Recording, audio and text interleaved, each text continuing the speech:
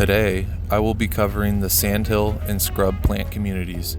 One of the first things when walking into one of these communities that you may notice is the sand, hence the name. Sandhill and scrub communities are characteristically known for their deep, well-drained, nutrient-poor, sandy soils. These conditions make it hard for most plant life to grow, which is why the area is dominated by xeromorphic plants that are capable of thriving in very dry environments. The soil is mostly quartz sand and often seen as useless land, but this is far from the truth. Sandhill and scrub communities serve as homes to many animals, including the gopher tortoise and sand skink. The understory, typically littered with saw palmetto, provides many animals with food that they rely on from the fruit the palmetto produces. Birds, deer, and raccoons, and so many others use these communities as a place to call home. This also includes several rare plants like the blazing star and morning glory that have adapted to the arid environment and are almost exclusively found here. With such a dense population of palmetto residents, these communities are kept under watch, and controlled burning is used to keep the amount of fuel from getting too high and setting up the possibility for large fires that can get out of control. The overstory is often filled with longleaf pine, sand pine, and sand oaks. These trees provide a canopy that provides shade and shelter to a variety of wildlife. These areas have a less dense overstory than most, giving way to the understory to gain precious sunlight. These hardy trees are also adapted to the environment, being able to sustain themselves with little water or nutrients. Sandhill and scrub communities play a crucial part in maintaining Florida's biodiversity, creating an environment much different than those found closer to the coast. These areas are typically found on ridges towards the center of Florida and are oftentimes seen as great for land development.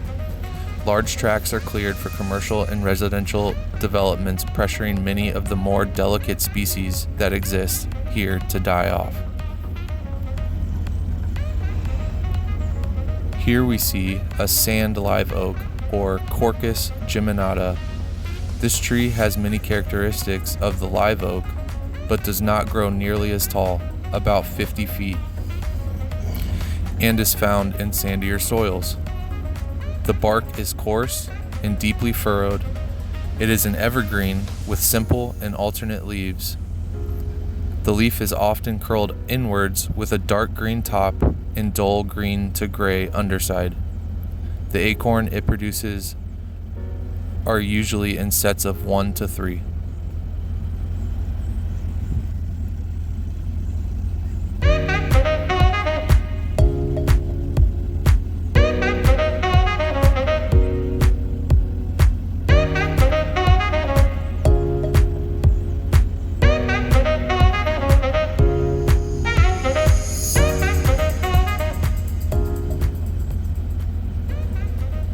Here is a saw palmetto, or Serenoa repens. They grow up to 10 feet tall and 10 feet wide. Many of the surrounding stems and leaves can be found crawling on the ground and aid in prescribed burns because of this trait. The leaves are typically green, but can be found in shades of gray and blue, and the stem is squared off compared to other palms that have a more spear shape to them. They also produce berries and flowers that are consumed by bees and other wildlife. And here's a little look at the quartz sand found in these communities.